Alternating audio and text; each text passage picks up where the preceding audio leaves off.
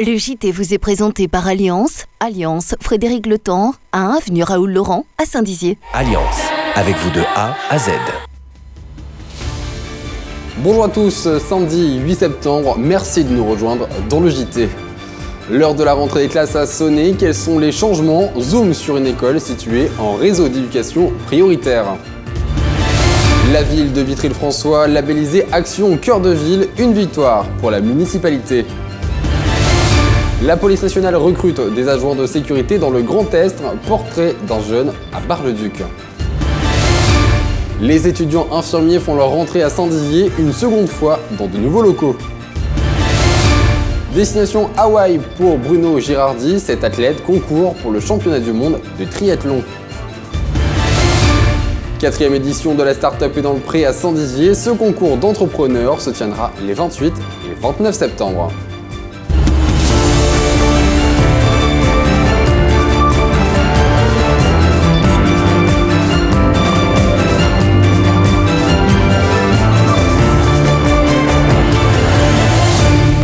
Lundi 3 septembre, notre équipe s'est rendue à Vitry-le-François au sein de l'école Louis Pasteur. Celle-ci a bénéficié d'un changement majeur pour cette rentrée, conformément aux engagements pris par le président de la République en faveur des écoles situées en REP, en réseau d'éducation prioritaire.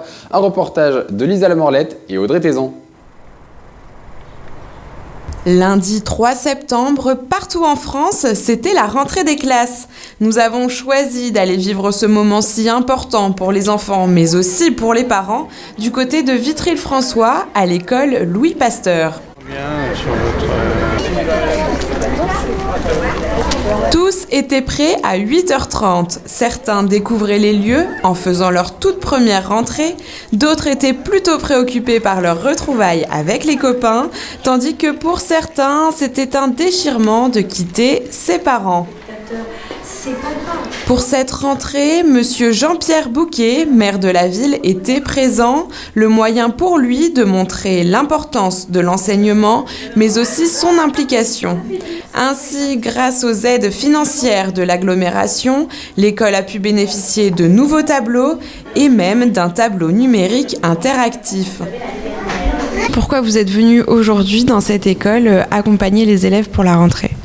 D'abord, je le fais régulièrement et toute l'équipe municipale le fait puisqu'il y a un adjoint dans chaque école. Mais aujourd'hui, pourquoi le choix de Louis Pasteur ? Parce qu'il y a une mesure très importante qui a été annoncée par le gouvernement sur le dédoublement des classes et ça commence ici cette année. Donc on a souhaité être présent avec l'inspection pour voir comment les choses se passaient et rencontrer les équipes pédagogiques. Nous ne faisons surtout pas de pédagogie puisque ça c'est le domaine de l'éducation nationale, encore que par les activités périscolaires, on a une activité qui contribue à l'éducation, à la formation des enfants, mais c'est pas notre métier de base. Nous, notre métier de base, c'est de fournir les conditions matérielles d'accueil, donc les écoles, le personnel d'accompagnement, l'entretien des écoles, l'équipement des écoles, notamment les fournitures scolaires. On est très attaché à tout cela parce qu'on dote les élèves de fournitures scolaires de façon à ce que la rentrée ne soit pas un coût pour les familles, mais soit une occasion de se mobiliser autour de l'école pour que les enfants se formant à l'école préparent leur avenir dans les meilleures conditions possibles. Parce que c'est l'égalité des chances et on y tient. C'est une option que défend la municipalité. Madame Sonia Petit, inspectrice de l'Académie de Reims dans le secteur de Vitry-le-François, était elle aussi présente. Son rôle, accompagner le corps enseignant et la direction dans le nouveau dispositif du dédoublement des classes. Elle est ainsi venue apprécier les changements et les effectifs réduits des classes de CP et de CE1. Le gouvernement donc, a annoncé une mesure très importante qui est le dédoublement des CP en REP et Louis Pasteur fait partie du secteur du Collège des Indes qui est en REP, donc il était important que la collectivité et la circonscription éducation nationale soient présents aux côtés des enseignants et des élèves pour cette rentrée 2018. Et cette réforme, c'est une demande des maîtres et des maîtresses ou des parents? C'est suite à des statistiques, on s'est dit il y a des lacunes. Alors effectivement, c'est le gouvernement, suite aux différentes évaluations internationales PISA, Lisa, Pearl, Teams, où la France est malheureusement en très mauvaise position, c'est-à-dire qu'elle est 22e en français sur 24, le pays de l'OCDE, et 24e sur 24 en mathématiques. Donc c'est urgent de répondre à ce constat, et donc des mesures ont été prises par le gouvernement pour permettre à nos élèves français de progresser et de réussir. Maintenant, nous n'avons plus qu'à souhaiter bon courage à tous ces petits bouts pour cette nouvelle année scolaire, qu'elle soit pleine de réussite, et aussi bon courage à tous les maîtres et maîtresses qui ne cessent de transmettre leur savoir avec passion. Toujours pour apprendre. Qu'est-ce qu'il y a de posé ici ? Le 28 mars dernier, le ministre de la Cohésion des Territoires a annoncé que la ville de Vitry-le-François ne faisait pas partie du dispositif Action Cœur de Ville. Ce fut un grand étonnement pour les Vitriats qui pensaient remplir alors tous les critères. Au final, avec un grand travail de conviction et d'acharnement de la part de la municipalité, Vitry-le-François sera bel et bien labellisé dans le programme Action Cœur de Ville. Lisa Lamorlette, Nicolas Fontaine. La petite cité rose, cœur d'un arrondissement de 47 000 habitants, a rempli les conditions pour faire partie de l'action Cœur de Ville instiguée par l'État. Il y a 24 villes dans le Grand Est, et nous venons de rejoindre la cohorte des 24 villes, parce que pour que le boulanger travaille, il faut qu'il y ait des habitants qui achètent du pain. Et donc pour que les habitants achètent du pain, il faut tout simplement peut-être aussi refaire les logements qui ne sont pas en état. Il y a les logements qui sont en étage par rapport au commerce, qui souvent ne sont pas accessibles pour passer dans le commerce, où il n'y a pas d'entrée séparée. Donc ça, c'est un vrai souci d'urbanisme. Donc nous allons, dans ce cadre-là, lancer ce qu'on appelle une opération programmée d'amélioration de l'habitat, rénovation urbaine. Donc rénovation de ce type de logements pour les remettre sur le marché. Vitry-le-François, par rapport aux autres villes du département de la Marne, est la ville dans laquelle on a le plus d'activités en cœur de ville, toute proportion étant gardée par ailleurs, évidemment. On a un projet pour relancer les halles et en particulier le marché du samedi. Alors on a de très belles halles, mais on peut rendre les conditions de travail dans ces sites plus agréables, plus confortables, quand il y a du vent, etc. Voilà. La convention cadre pluriannuelle Action Cœur de Ville est désormais en cours de finalisation.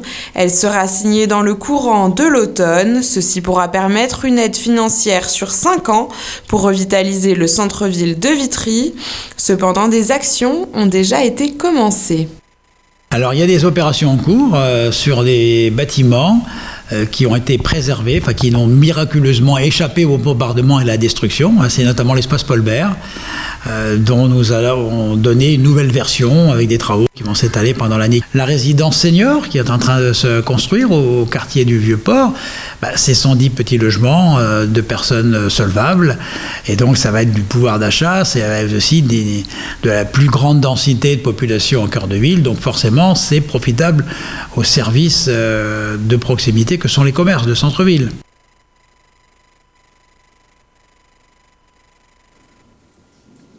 En Meuse, ils sont 16 à grossir les rangs de la police nationale en tant qu'adjoint de sécurité.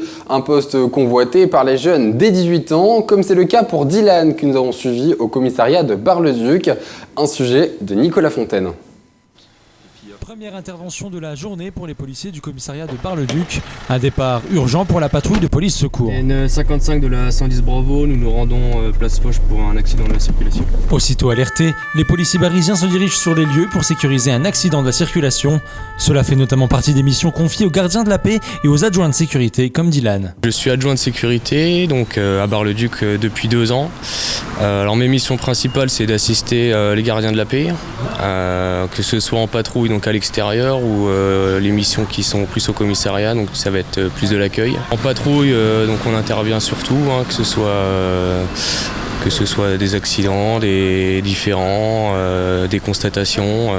On assiste les gardiens de la paix sur toutes les missions sur lesquelles elles sont envoyées. Le concours d'adjoint de sécurité a l'avantage d'être accessible à tous et sans condition de diplôme. J'ai passé un examen, donc des 3 épreuves, une épreuve écrite, une épreuve sportive et une épreuve orale. C'est des épreuves qui sont assez accessibles puisqu'il n'y a pas besoin de baccalauréat pour l'inscription, donc c'est quand même un gros avantage, c'est accessible plus ou moins à tout le monde. Et puis à l'issue, donc on part 3 mois en formation et à l'issue on est affecté dans le département qu'on a demandé à l'inscription. Devenir adjoint de sécurité permet également d'accéder plus aisément au concours de gardien de la paix. On a la chance de voir un petit peu tous les services quand on est dans un commissariat comme Bar-le-Duc, notamment parce qu'il y a quand même différents services. Donc on voit un peu de tout et effectivement, moi personnellement, ça m'a confirmé dans mon choix de devenir gardien de la paix. Donc j'ai eu la chance d'obtenir le concours et puis j'encourage tout le monde à le faire parce que c'est une belle opportunité et je le répète encore une fois, il n'y a pas besoin de bac pour s'inscrire et ça peut être une belle chance pour pas mal de monde. Le département de la Meuse compte actuellement 16 adjoints de sécurité. Si vous voulez rejoindre leur rang, renseignez-vous dès maintenant sur devenirpolicier.fr. Cette semaine se tenait la 2e pré-rentrée pour l'Institut de formation en soins infirmiers dans ses nouveaux locaux à côté du centre hospitalier de Saint-Dizier. Le moment pour le corps enseignant de se présenter et d'expliquer aussi les modalités de stage aux élèves infirmiers et aides-soignants. Cette journée est nécessaire pour régler tous les différents points administratifs avant de commencer à se mettre au travail. Lisa Lamorlette, Nicolas Bêche. Ce vendredi 31 août était synonyme de pré-rentrée pour les élèves de l'IFSI de Saint-Dizier, l'occasion de découvrir et de s'approprier les lieux, mais aussi d'avoir toutes les clés en main pour bien démarrer l'année. Alors une pré-rentrée est toujours une journée importante, ça permet d'une part de les accueillir, une journée ou deux avant la rentrée de lundi, où là les plannings sont effectivement bien bouclés, c'est 35 heures par semaine pour les étudiants en soins infirmiers.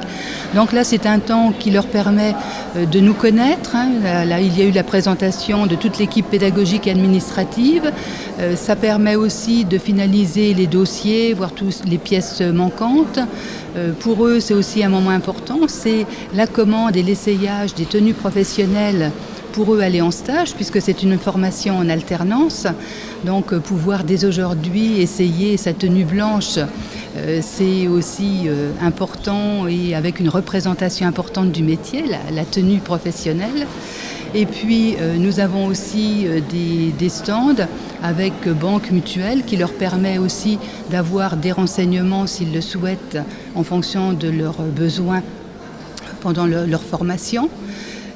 Et puis nous avons aussi là une équipe pédagogique qui présente très rapidement les grandes lignes de la formation pour leur donner les informations nécessaires avant de rentrer lundi. Voilà, c'est vraiment une première prise de contact, mais c'est important d'organiser cette pré-rentrée. Et quel est l'intérêt du coup d'avoir cette IFSI au plein cœur de Saint-Dizier, dans le centre hospitalier? Il y a quand même un lien entre les deux. Alors effectivement, l'IFSI que nous avons ouvert il y a 1 an maintenant, c'est notre 2e rentrée dans ce beau bâtiment. C'est important, déjà un bâtiment fonctionnel, comme vous pouvez le constater, apprécié de l'équipe pédagogique, mais c'est aussi avant tout destiné pour nos étudiants. C'est important qu'ils travaillent dans d'excellentes conditions.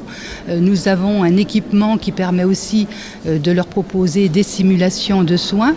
Et puis nous sommes à proximité du centre hospitalier. Ce n'est pas le seul lieu pour nos stages, c'est important. Et puis un IFSI à Saint-Dizier, c'est important puisque ma mission et ma responsabilité, c'est de pouvoir former des professionnels compétents, infirmiers et aides-soignants pour la population ex-territoire Champagne-Ardenne, mais en tout cas c'est important de pouvoir mailler le territoire et de proposer ces formations pour soigner au mieux et avec toutes les compétences les personnes qui en auront besoin et qui en ont besoin aujourd'hui. Maintenant, il n'y a plus qu'à faire preuve de sérieux, de rigueur et d'assiduité pour aller jusqu'au bout de la formation et décrocher le fameux diplôme. Cette semaine, nos journalistes ont rencontré Bruno Girardi, un sexagénaire passionné par le sport et animé par la compétition. Après seulement 3 années à tenter de se qualifier pour les championnats du monde de triathlon, il a réussi l'an dernier et s'envolera le 13 octobre à Hawaï pour le championnat du monde Ironman. Cette compétition est la plus prestigieuse de la discipline. Lisa Lamorlette et Nicolas Fontaine l'ont rencontré dans sa dernière ligne droite de préparation avant le grand départ. Imaginez pratiquer 3 disciplines sportives, de la natation sur 3,8 km, 180 km de vélo et un marathon. C'est ce que s'apprête à affronter Bruno Girardi. J'ai eu la chance de me qualifier pour les championnats du monde qui se passent à Hawaï cette année. Et je me suis qualifié l'an passé sur l'Ironman de Vichy. C'est ma 7e année de triathlon. Et je me suis qualifié sur mon 3e Ironman. Alors que d'habitude... Alors que voilà, il y en a qui essayent d'avoir une qualif, c'est très très dur à avoir maintenant parce que le niveau augmente tous les ans, donc ça devient de plus en plus compliqué. Un triathlon de cette envergure nécessite un bon entraînement et une excellente condition physique. On le prépare sur de longs mois, en faisant un plan d'entraînement. Et en travaillant par semaine en moyenne 15 heures et voire au maximum 25 heures. Cette année, j'ai travaillé énormément la natation, j'ai beaucoup nagé, j'ai nagé entre 4 et voire des fois 4 fois par semaine. Et puis la course à pied aussi, pour moi, c'est le plus compliqué, quoi. J'ai eu la chance de pratiquer 20 ans de vélo, faire 15 ans de compétition. Donc à vélo, je me débrouille bien, c'est mon point fort. Pour Bruno, cette qualification au championnat du monde à Hawaï, c'est avant tout une fierté, mais aussi un moyen de se dépasser. Pour moi, déjà, le plus dur a été fait avant, c'est la qualification. Après, c'est le cadeau, quoi. Je vais tâcher de me faire plaisir, pouvoir emmener ma famille, et donc on va tous se faire plaisir. Et puis voilà, il se passera ce qui se passera. Bon, je me suis entraîné, j'ai toujours un peu l'esprit de compétition, donc j'ai l'attente d'un résultat quand même, quoi. Mais après, s'il n'y a pas un bon résultat, ça fait rien. Ce qu'il faut déjà, pour moi, c'est terminé, parce que déjà par rapport aux conditions climatiques, ça va être compliqué. Il n'y a plus qu'à patienter jusqu'au 13 octobre pour connaître l'issue du championnat. Nouvelle édition pour la start-up et dans le pré à la pépinière de Saint-Dizier. Ce concours, destiné aux porteurs de projets et de création d'entreprises depuis 2015, est un outil reconnu comme un révélateur de talents locaux, mais aussi extérieurs au territoire. Preuve de la réussite de ce tremplin, depuis sa création, près de 15 participants ont créé une activité. Jeudi se tenait une conférence de presse à laquelle ont participé Lisa Lamorlette et Audrey Thézan. Les 28 et 29 septembre, la 4e édition de la start-up et dans le pré se déroulera à l'espace créateur d'entreprises de Saint-Dizier.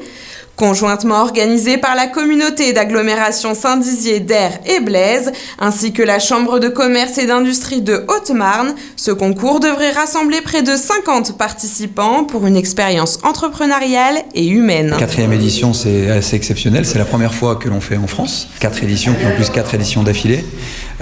Sur 4 éditions, on a appris beaucoup de choses et tous les jours, on va dire, en accompagnant les entrepreneurs et en s'inspirant des méthodes les plus innovantes, on apprend beaucoup et c'est ce que l'on fait aujourd'hui dans la boîte à outils de la Start-up et dans le pré, les 28 et 29 septembre prochains. Tous les créateurs d'entreprises, les porteurs de projets et je dirais même les porteurs d'idées. C'est-à-dire, si vous avez le début d'une idée, venez, inscrivez-vous. Parce que certainement que quelqu'un d'autre dans cette ville ou sur ce territoire ou autour de nous a eu peut-être aussi la même idée que vous. Et vous allez pouvoir peut-être travailler avec lui ou avec elle, conforter votre idée pour ensuite créer quelque chose de plus grand. Donc, vous voyez, cette nouvelle boîte à outils s'adresse à des porteurs de projets confirmés qui sont déjà peut-être accompagnés pour muscler leur programme afin de vivre en 48 heures les 6 premiers mois de la vie d'un entrepreneur. C'est ce qu'on fait en 48 heures, toutes les phases opérationnelles très pragmatiques, elles sont là pour reconstituer ce qui va se passer dans sa vie dans les 6 premiers mois. Un entrepreneur, ils vont utiliser une boîte à outils en 4 étapes. Les 4 étapes, parce qu'il y a 4 demi-journées à la Start-up dans le Pré. C'est un concours atypique qui privilégie la rencontre, l'échange, la connaissance de soi et des autres, mais aussi le travail en réseau, avec les centres de compétences évidemment incontournables. Il repose également sur un développement économique durable, plus équilibré pour l'homme et pour son environnement. Si vous avez envie de créer votre entreprise ou tout simplement participer au dynamisme de votre territoire en devenant équipier, vous avez jusqu'au 21 septembre pour vous inscrire sur www.lastartupeestdanslepré.fr. C'est la fin de ce JT, merci de l'avoir suivi. Prochain rendez-vous avec l'actualité sur Puissance Télévisions, c'est lundi dans l'essentiel de l'info, présenté par Nicolas Fontaine. D'ici là, toute l'actualité continue sur puissancetélévision.fr. Excellent week-end à tous.